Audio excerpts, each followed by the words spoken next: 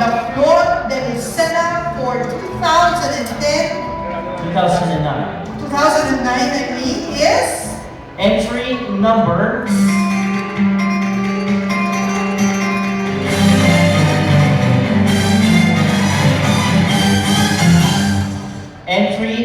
number 9. Designer Christopher Quijano, Isabella Ayumi Martini, and Escort Dimo Montesen. again for the couture gown, impact and projection 20% for a total of 100%. And for the information,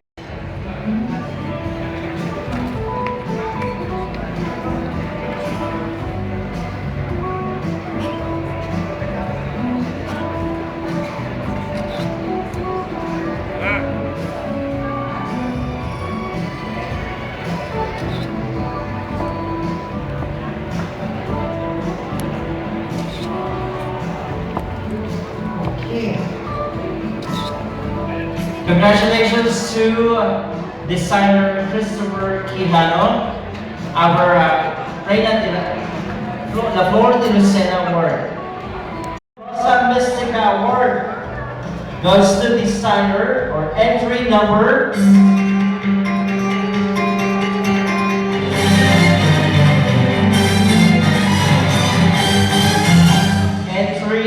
number 3, designer Obe Orahay. Sagala Sansan Linato and Escort Mark Esmas.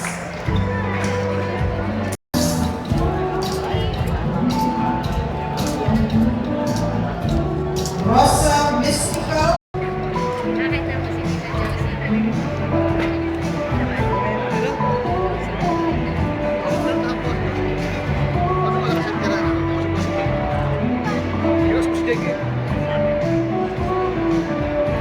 Ladies and gentlemen, once again, the winner of the Rosa Mystica Award is designer Obed Orahay. He happens to be also the first runner-up for the indigenous gown competition.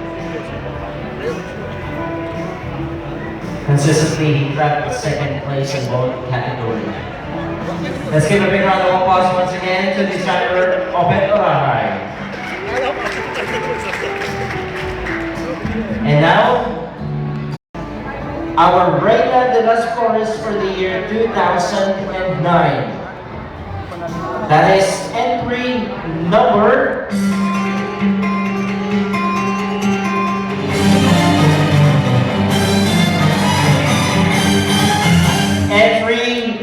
number 7. Designer Leslie Vega, Sagala Charmino Lioma, and Escort E.G. Gao. Congrats, real Victorian gown.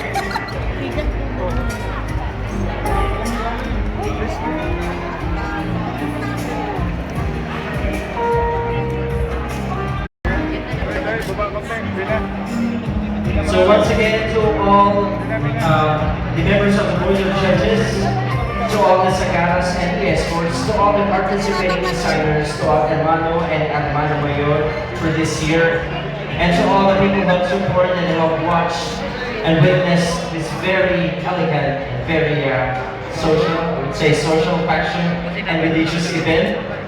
We would like to thank all of you until next year. But before we end up our ceremony this evening, we would like to request everybody to please stand up as we offer a prayer to our beloved Virgin Mary. May I please ask everybody to please stand up. In the name of the Father, the Son, and the Holy Spirit, amen. Hail Mary, full of grace, the Lord is with thee. Blessed art thou among women, and blessed is the fruit of thy womb, Jesus. Holy Mary, Mother of God, pray for us sinners now and at the hour of our death. Amen. Hail Mary, full of grace, the Lord is with thee. Blessed art thou among women, and blessed is the fruit of thy womb, Jesus. Holy Mary, Mother of God, pray for us sinners now and at the hour of our death. Amen. Hail Mary, full of grace, the Lord is with thee. Blessed art thou among women, and blessed is the fruit of thy womb, Jesus. Holy Mary, Mother of God, pray for us sinners now and at the hour of our death. Amen. Glory be to the Father, to the Son, to the Holy Spirit. As it was in the beginning, now, and ever shall be, world without end. Amen. In the name of the Father, the Son, and the Holy Spirit. Amen. Ladies and gentlemen, thank you so much.